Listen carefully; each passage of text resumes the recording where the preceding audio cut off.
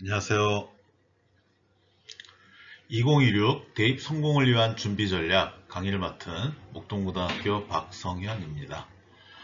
고3이라는 어떤 중압감 때문에 힘든 시기를 보낼 수 있을 것 같은데요, 여러분. 오늘 강의를 통해서 2016 대입을 준비하는데 작은 보탬이 됐기를 바라면서 오늘 강의를 진행해 보도록 하겠습니다. 2016 대입, 일단 학생 수부터 한번 살펴보도록 하겠습니다. 여러분들은 지금 고3에 해당하는, 그러니까 2016 대입에 해당하는 학년도입니다. 그래서 작년보다는 학생 수가 몇 명 늘었죠? 고3 학생 기준입니다. 약 한 4만여 명 학생 수가 늘었습니다. 전년도보다 학생 수가 늘었기 때문에 어쨌든 학생들 입장에서는 대입 경쟁이 조금 치열해질 수 있다라는 점을 좀 생각해 볼 수 있을 것 같습니다. 그리고 이제 2024 수능, 2025 수능, 두 개 년도의 수능 응시 인원을 좀 살펴보면은, 작년에 2025 수능에 한 18,616명, 18,000여 명의 학생이 늘었습니다. 자, 그래서 안타깝게도 고3 학생 수가 좀 늘었다. 또 전년 수능 응시생 인원이 늘었다. 자, 이런 것들을 합해 본다면 올해 대입 경쟁은 좀 치열할 수도 있겠구나 라는 말씀을 드릴 수 있겠습니다. 아직은 뭐 어떻게 될지 모르겠어요. 그 의학학 문제가 의대 문제가 남아있기 때문에. 하여튼 그래서 관연도에도 의학학 계열에 진학하고 싶어하는 N수생들이 많이 들어왔기 때문에 의대 정원이 어떻게 되든지 그 여부에 떠나서 어쨌든 올해 입시라고 하는 것은 좀 치열한 부분이 있을 것이다 라는 말씀을 좀 드려보고요. 그리고 이 의대 정원 문제가 어쨌든 변수가 될 수 있다. 자, 그래서 여기까지 얘기를 좀 이렇게 정리를 해보면 올해 대입 어쨌든 경쟁은 심화될 수가 있는 건 뭐 확실한 것 같습니다.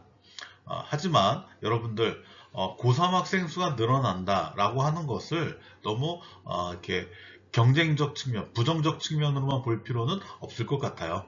왜냐하면 학생 수가 늘어나면 늘어난 인원에 따라서 등급별 인원도 자연스럽게 늘어날 수밖에 없고요. 거기다가 수능도 마찬가지입니다. 어차피 내신이라든지 수능이라든지 이런 부분들은 절대평가로 진행되는 과목 이외에 상대평가 과목들은 뭐 4%, 7%, 12% 이렇게 비율이 정해져 있거든요. 그러니까 인원이 많이 늘어나면 그 해당하는 비율별 인원도 비례적으로 늘어난다라는 것을 여러분들은 기억하시기 바라겠습니다. 하여튼 그래서 올해 대입은 이런 어떤 환경 속에서 여러분들에게 기회가 될 수도 있고 위기가 될 수 있다. 분명한 건 우리가 얼마나 준비하냐에 따라서 준비도에 따라서 기회가 될 수 있다는 점, 그런 말씀을 드려보면서 본격적인 오늘 강의를 진행해 보도록 하겠습니다. 자, 오늘 강의는 크게 세 꼭지로 말씀을 드리겠습니다. 전년도 지원 결과. 아직 전년 결과는 대학에서 이렇게 공식적으로 집계해서 발표한 거 없기 때문에 경쟁률 위주로 잠깐 말씀드릴 거고요.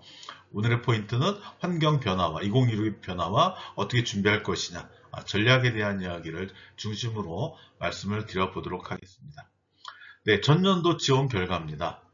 수시, 정시 나눠볼 수가 있는데요. 자, 일단 전년도 수시에 대한 말씀을 좀 드려보도록 하겠습니다. 자, 학생들이 많이 관심을 갖고 있는 교과 전형. 교과 전형의 경우에는 대부분 경쟁률이 올라갔습니다. 그러니까 2024 수시에서의 주요대 경쟁률이 높지 않았고 또 최저학력 충족률과 충원율, 한 대학에 붙고 타 대학에 붙었을 때 이동하게 되면 결혼이 발생을 하잖아요. 그런 걸로 인한 충원율, 그러니까 최저학력 기준 충족률과 충원율에 따라서 실질 경쟁률이 높지 않게 형성됐던 대학들이 있었어요.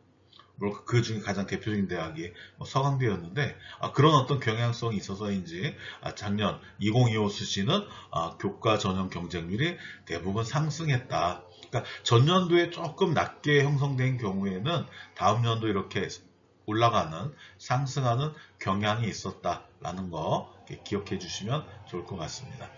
학생부 종합전형, 종합전형은 진짜 뭐랄까요, 이제 수능 최저 학력 기준이 상대적으로 교과에 비해서는 없는 편이고, 그로 인해서 상위권 대학에 진학할 수 있는 기회 전형이죠.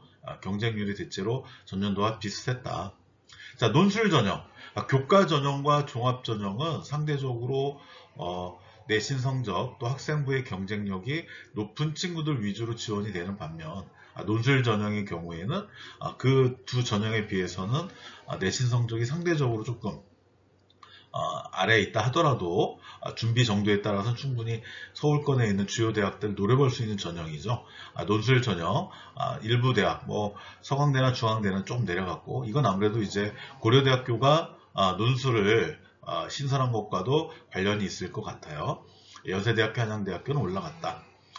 그리고 의학학 계열, 네, 작년에 의학학, 특히 의대 정원이 확대가 됐죠. 그로 인해서 전체적인 지원 인원도 늘어났다. 이렇게 말씀드릴 수 있을 것 같습니다. 입결과 관련된 것은 6월경에 대입정보 포털 어디가에 탑재될 예정입니다. 그 탑재 데이터를 나중에 보시면서 조금 더 섬세하게 자신의 어떤 상황에 맞는 전략을 수립하시면 될 것 같습니다. 정시입니다. 정시. 정시는 수시와 다르게 수능 성적을 기반으로 지원하는 전형이죠. 블라인드 시간대 원서가 집중됐다. 그러니까 블라인드 시간대를 뭘 말하는 거냐면은, 네, 그러니까 대학에서 경쟁률을 공지하고 더 이상 보여주지 않는, 문을 닫을 때까지, 마감할 때까지 보여주지 않는 시간대를 이제 블라인드 시간대라고 하는 것인데, 그때 원서가 많이 집중됐다라고 하는 것은 그만큼 눈치 지원, 눈치 경쟁이 심했다, 이렇게 말씀드릴 수 있는 거고요. 그리고 이제 정시도 마찬가지, 수시에 이어서 의대 정원이 늘었기 때문에 지원 인원도 늘었다. 그래서 정시에만 의대 지원 인원이 약 한 10,000명 이상이었다라고 말씀드릴 수 있겠고요. 그 다음에 우리 학생들이 선호하는 대학이죠. 고려대, 서울대, 연세대. 뭐 과나 뭐 전형에 따라 조금 등락은 있지만 전체적으로 세계 대학의 경쟁률을 놓고 본다면 조금 내려갔다. 그리고 이공계 특성화대, 보통 우리가 뭐 과기원 계열 대학이라고 하죠. 뭐 카이스트나 지스트 같은 대학들, 디지스트, 유니스트. 네, 이런 이공계 특성화 대학은 지원 인원이 좀 많이 줄었다. 그리고 서울권 15개 대학들은 경쟁률이 좀 올라갔다. 그러니까 전체적으로 본다면 의대가 고대, 서울대, 연대, 또 이공계 특성화 대학에 영향을 좀 미친 것 같고요. 의대에 지원할 수 없는 이제 상위권 학생들 위주로는 서울권 경쟁률이 좀 올라갔다. 뭐 이렇게 정리할 수 있을 것 같습니다.